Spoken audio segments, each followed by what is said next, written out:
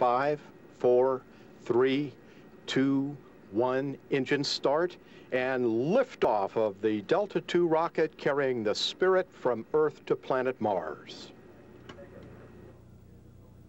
Our load relief kick rate is in, vehicles responding. Vehicles recovering very nicely from the liftoff transients.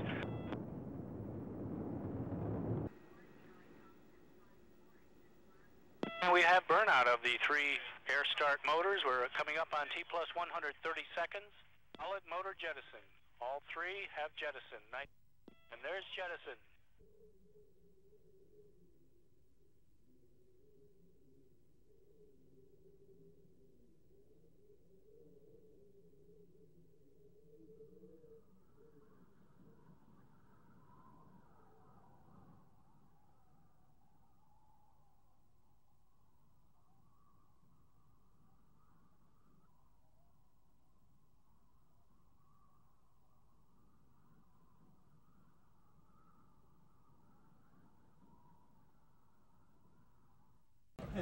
What do we see?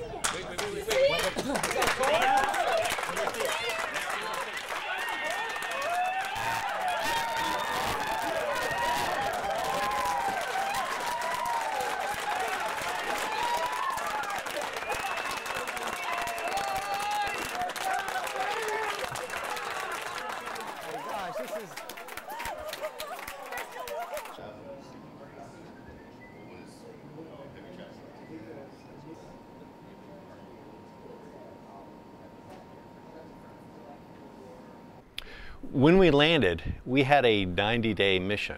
At least that's what we thought at the time. And so we were focused on getting this done in 3 months, and that we wouldn't go very far from the landing site. We'd be like exploring your own yard around your house. And that's the extent of the exploration we thought we would do. But we are now 14 years since they've landed. Opportunity is still going. It's gone 45 kilometers on the surface of Mars. And we've greatly expanded what we've explored on Mars with these rovers. So in that sense, there was no expectation of that when we landed.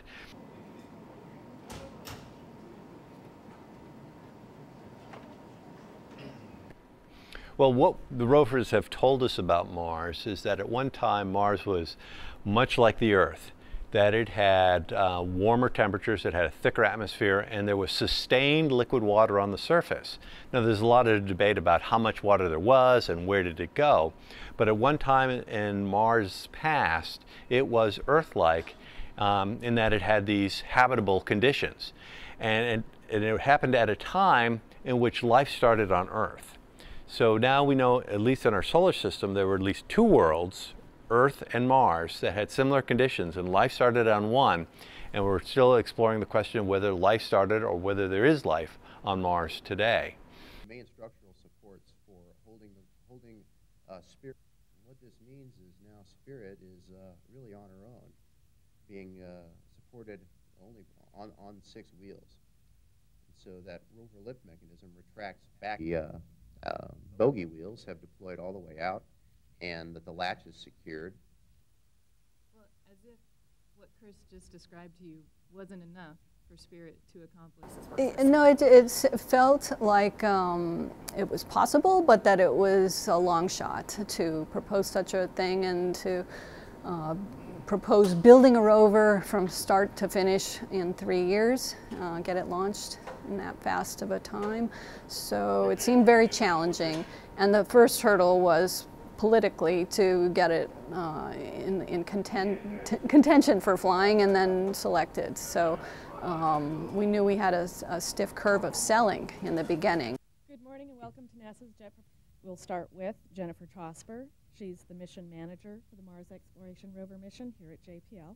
I think that, you think about Spirit and Opportunity, we sent 2 because we wanted 1 to succeed, right? And if you think of it that way, and then you look back from today and you say, Opportunity is still alive and Spirit far exceeded the mission expectations. I mean, what happened as a result of that was fantastic, and it really springboarded the Mars program to where we are today on Mars 2020 with this huge rover that's actually going to cache samples from our sample return. And I think Spirit and Opportunity were really a turning point in the Mars program. Today is the day that the Spirit rover finished its final unfolding on the surface of Mars. So it now stands full height, and all 6 wheels are in their final position and ready to drive onto the surface of Mars. So it's a very big day for the Spirit rover.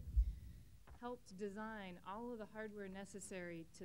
One of the really big parts of the progress we've made from Spirit to Mars 2020 is that we're making these rovers smart on their own. The operators don't have to tell them every little thing to do. They know what science is good, and they can, and they know how to optimize it, and they can maximize it and be very efficient. And so that's exciting because we're not in the minutia, we're in the big picture of understanding what Mars was like in the past and what it's like today.